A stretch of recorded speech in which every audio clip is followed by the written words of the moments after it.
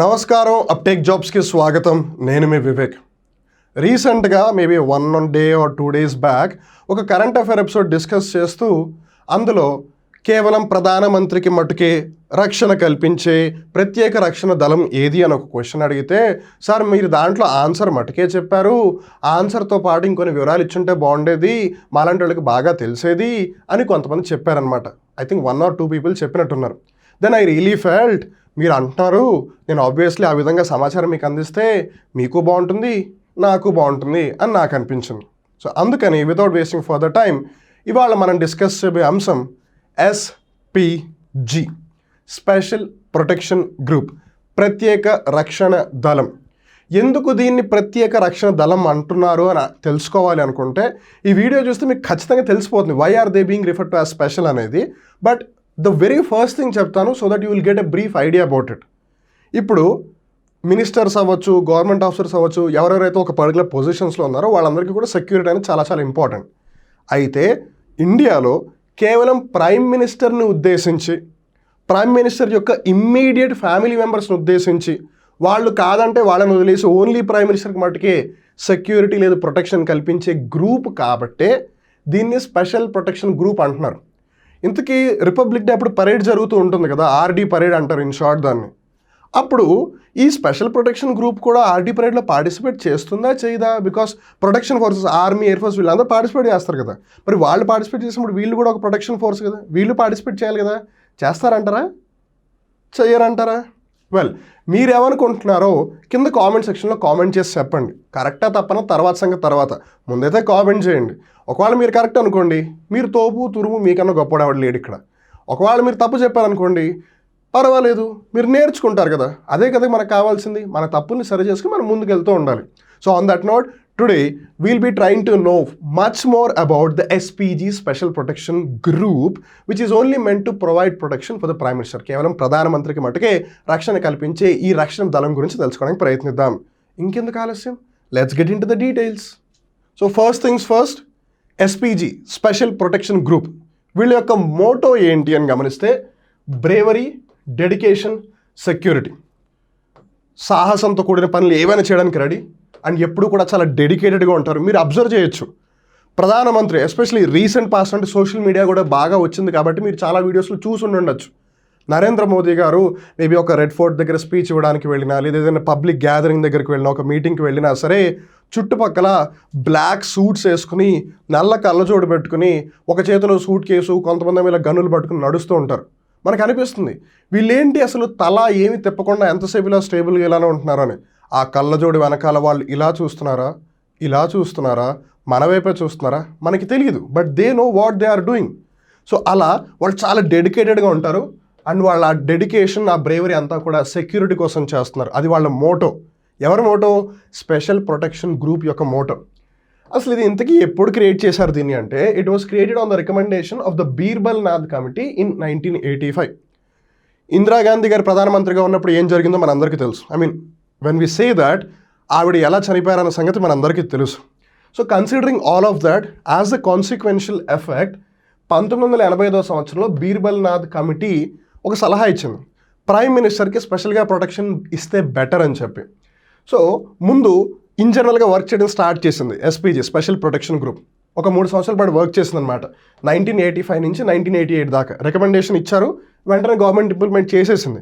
కాకపోతే ఇంకా దానికి స్టాచ్యూటరీ బ్యాకప్ రాలా, అంటే చట్టపరంగా దానికి ఏ విధమైన నియమాలు అవ్వచ్చు, లేదు వసతులు అవ్వచ్చు, సౌకర్యాలు అవ్వచ్చు, ఇవేమి అంతగా పెద్దగా అఫీషియల్గా రాలేదు ఒక యాక్ట్ పరంగా. Thereafter, the Rajiv Gandhi government passed a law to give a rigid statutory shape to this agency. ఎప్పుడైతే ఒక సంస్థ యొక్క స్థాపన ఒక చట్టం ద్వారా జరుగుతుందో దాని యొక్క ఫౌండేషన్ చాలా చాలా స్ట్రాంగ్గా ఉంటుంది. ఏదో ఊరికి ఒక కార్యనిర్వాహక తీర్మానం, ఏదో మాట వరుసకి చెప్పారు కదా, ఏదో చేయమని చెప్పారు కదా అందుకని చేసేస్తున్నాము అన్నట్టు అంటే ఇవాళ ఉండొచ్చు, రేపు ఉండకపోవచ్చు. బట్ ఆల్రెడీ ఒక చట్టం ఉందంటే ఇప్పుడు ఆ చట్టానికి సవరణ కూడా చేయాల్సి వస్తుంది కదా, ఏదైనా మార్పులు చేయాలంటే. So it won't be that easy to make a change. లేదు, ఉదాహరణకి ఇప్పుడు ఇది రాజీవ్ గాంధీ గారు అంటే కాంగ్రెస్ పార్టీ తీసుకొచ్చింది. ఫర్ ఎగ్జాంపుల్ నెక్స్ట్ వేరే ఏదో పార్టీ వచ్చింది, వాళ్ళ కాంగ్రెస్ పార్టీ నచ్చదు కాబట్టి వాట్ ఇఫ్ వాళ్ళు దీన్ని రిమూవ్ చేసేస్తే అప్పుడేంటి పరిస్థితి? అంత ఈజీగా ఊరికే పెట్టడం తీసేయడం చేస్తే ఇంకా లాభమే ఉంది. సో అందుకని దానికి ఒక స్ట్రాంగ్ ఫౌండేషన్ ఇవ్వాలి అని చెప్పి వాళ్ళు స్టాచ్యూటరీ బ్యాకప్ కూడా ఇచ్చారనమాట. మరి ఈ స్పెషల్ ప్రొటెక్షన్ గ్రూప్ ఎస్పీజీ ఎవరికి ప్రొటెక్షన్ కల్పిస్తుంది, అంటే ఎవరికి రక్షణ కల్పిస్తుంది మనం జాగ్రత్తగా గమనిస్తే, SPG protects the prime minister as well as the former prime ministers and his or her immediate family members who reside with him or her at the official residence only. So ఎవరైతే ప్రధానమంత్రిగా ఉంటున్నారో వాళ్ళకి వసతి గృహం ఉంటుంది కదా, the official residence for that. So ఇంతకు ముందు ఎవరైతే ప్రైమ్ మినిస్టర్గా ఉన్నారో వాళ్ళకి కూడా, వాళ్ళ ఇమ్మీడియట్ ఫ్యామిలీ మెంబర్స్ కూడా, ఉదాహరణకి ఇప్పుడు నేను ఒకవేళ ప్రైమ్ మినిస్టర్ అనుకుందాం, నాకు ఒకవేళ పెళ్ళయింది, వైఫ్, ఒకవేళ నాకు పిల్లలు కూడా ఉన్నారు, 2 kids అనుకుందాం. సో ఇప్పుడు నా వైఫ్, నా kids, they are immediate family members. ఒకవేళ నా పేరెంట్స్ కూడా నాతో పాటు ఉంటే they also will be considered as the immediate family members.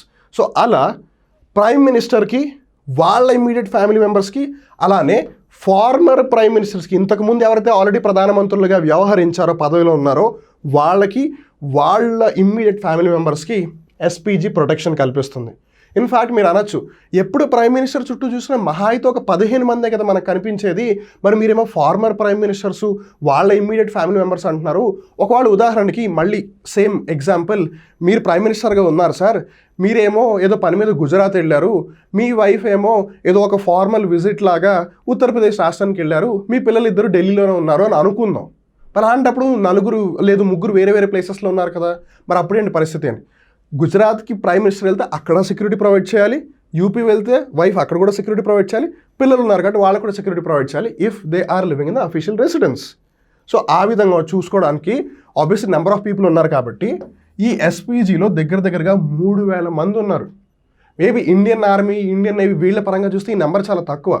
But వీళ్ళ ఓన్లీ ఫంక్షన్ ఏంటి, to provide protection only to the prime ministers. ఇంకెవరికి ప్రొటెక్షన్ ప్రొవైడ్ చేయరు వీళ్ళు, అందుకే వాళ్ళ నెంబర్ కొంచెం తక్కువగా ఉంది. But considering prime ministers and former prime ministers and their immediate family members, ఇది ఎక్కువనే చెప్పాలి.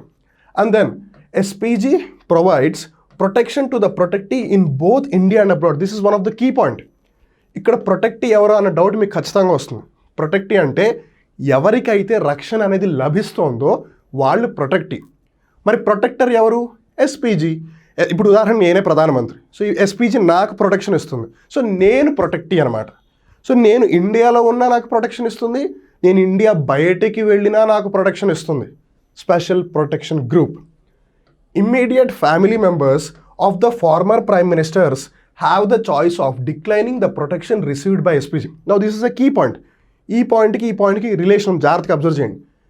SPG protects the prime minister as well as the former prime ministers. అంటే ఇప్పుడు ప్రధానమంత్రి, ఇంతకుముందు ప్రధానమంత్రిగా వ్యవహరించిన వాళ్ళు, వాళ్ళ యొక్క ఇమ్మీడియట్ ఫ్యామిలీ మెంబర్స్ ఎవరైతే అఫీషియల్ రెసిడెన్స్లో ఉంటున్నారు, బాగానే ఉంది. కానీ ఫార్మర్ మెంబర్స్ ఎవరైతే ఉన్నారో, ఫార్మర్ ప్రైమ్ మినిస్టర్స్ ఎవరైతే ఉన్నారో వాళ్ళ యొక్క ఇమ్మీడియట్ ఫ్యామిలీ మెంబర్స్ మటుకు మాకు అవసరం లేదు అని చెప్తే వాళ్ళకి ఎస్పీజీ ప్రొటెక్షన్ కల్పించదు. The protection received by the former prime ministers and their family members residing at the official residence is only up to 5 years from the date he or she ceases to hold the office. అంటే ఉదాహరణకి obvious elections మారినప్పుడు, లేదు రాజీనామా చేసినప్పుడు మళ్ళీ వేరే prime minister వస్తారు కదా, వాళ్ళు ఎప్పుడైతే ఆ పదవిని కోల్పోతారో, లేదు పదవి నుంచి తప్పుకుంటారో అప్పటి వరకే ఆ ఫార్మర్ ప్రైమ్ మినిస్టర్స్ వాళ్ళ యొక్క ఫ్యామిలీ మెంబర్స్ అక్కడ అఫీషియల్ రెసిడెన్స్లో ఉంటున్న వాళ్ళకి అప్పుడు మటుకే సెక్యూరిటీ ప్రొవైడ్ చేస్తారు. An officer from the Indian Police Service with a rank not lower than the Inspector General of Police leads the Special Protection Group.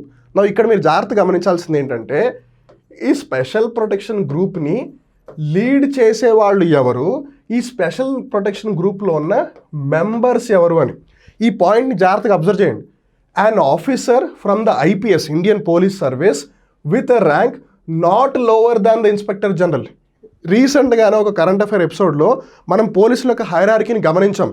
Constable, head constable, inspector, లేదు sub inspector, circle inspector, assistant superintendent of police, లేదు deputy superintendent of police, తర్వాత assistant superintendent of police, తర్వాత superintendent of police SP, తర్వాత deputy commissioner of police, commissioner of police, లేదు deputy commissioner of police, assistant commissioner of police, commissioner of police, తర్వాత assistant inspector general, inspector general, తర్వాత director general of police. ఈ hierarchy గుర్తుంది కదా. Of course ఇది just మీకు remember చేయడం కోసం నేను కొంచెం అబ్రప్ట్గా చెప్తున్నాను. మీకు క్లియర్గా తెలుసుకోవాలనుకుంటే you can go and search for that. అలా ఐజీ ఏదైతే లెవెల్ ఉందో ఆ IG level, inspector general level కన్నా కింద ఉన్న వాళ్ళు అర్హులు కాదు. ఐజీ లెవెల్ కన్నా ఎక్కువ ఉండాలి. And they have to be an IPS officer for sure. So వాళ్ళు ఈ స్పెషల్ ప్రొటెక్షన్ గ్రూప్కి హెడ్గా ఉంటారు, లేదు లీడ్ చేస్తారు. ఇప్పుడు ఉదాహరణకి రీసెంట్గా ఆలోక్ శర్మ అని ఒకళ్ళని అపాయింట్ చేశారు. సో ఈ ఆలోక్ శర్మ గారు ఉత్తరప్రదేశ్ రాష్ట్రానికి సంబంధించి ఆ పదవిలో ఉన్నారనమాట. And he was already a part of this SPG. So promotion ఇచ్చి they made the chief of SPG అనమాట. ఆయన ఆలోక్ శర్మ గారిని హెడ్గా చేశారు. సో అలా వాళ్ళు హెడ్ చేస్తారు. నౌ కమింగ్ టు మెంబర్స్, ఎవరిని ఇందులో సభ్యులుగా చేస్తారు అంటే, ఎప్పుడైనా మీరు పారామిలిటరీ ఫోర్సెస్ గురించి విన్నారా? ఇక్కడ నేను Indian army, Indian air force, Indian navy వీటి గురించి అనట్లేదు. పారామిలిటరీ తెలీదా? పారామిలిటరీ అంటే ఏంటి, వీటి యొక్క స్థాపన ఎప్పుడు జరిగింది అనేది డీటెయిల్గా ఆల్రెడీ ఒక కరెంట్ అఫైర్ ఎపిసోడ్లో అప్టేక్ జాబ్స్లో ఉంది అది. ఓకే, సో ఆ వీడియో చూస్తే మీకు క్లియర్గా అర్థమవుతుంది. కానీ నేను మీకు సింపుల్గా అర్థం అవడం కోసం బ్రీఫ్గా చెప్తున్నాను. Indo Tibetan border police ITBP, Assam rifles, central armed police forces, central industrial security force, central reserve police force, ఎప్పుడైనా పేర్లు ఉన్నారా? సశస్త్ర సీమా బల్, నేషనల్ సెక్యూరిటీ గార్డ్స్, ఎన్ఎస్జీ, వీళ్ళ పేర్లు వినే ఉండుంటారు కదా. సో ఇవన్నీ కూడా పారామిలిటరీ ఫోర్సెస్ అనమాట. సో వీళ్ళల్లో ఎవరైతే బాగా వర్క్ చేస్తున్నారో వాళ్ళని డెప్యుటేషన్ మీద గవర్నమెంట్ అపాయింట్ చేస్తుంది ఒక 5 సంవత్సరాల పాటు. తర్వాత ఒకవేళ మళ్ళీ రీఅపాయింట్ చేయాలి అని అంటే దానికి ఎవరైతే హెడ్గా ఉన్నారో, దీనికి ఈ స్పెషల్ ప్రొటెక్షన్ గ్రూప్కి ఎవరైతే హెడ్గా ఉన్నారో, బేసిక్గా డైరెక్టర్ లేదా చీఫ్, వాళ్ళు ఒకవేళ రికమెండ్ చేస్తే మళ్ళీ రీఅపాయింట్ చేయమని వాళ్ళు రీఅపాయింట్ చేస్తారు, లేదు మళ్ళీ వేరే వాళ్ళని డెప్యుటేషన్ మీద అక్కడ తీసుకొచ్చేస్తారు. సో హెడ్గా ఉండాలి అని అంటే కనీసం ఇన్స్పెక్టర్ జనరల్ ర్యాంక్ అయి ఉండాలి, ఐపీఎస్ ఆఫీసర్. లేదు ఏవైతే పారామిలిటరీ ఫోర్సెస్ ఉన్నాయో వాళ్ళల్లో సభ్యులని డెప్యుటేషన్ మీద ఎస్పీజీలో సభ్యులుగా చేస్తారు. Unlike other forces, SPG does not participate in the republic day parade. This is one of the most important highlight అని చెప్పాలి.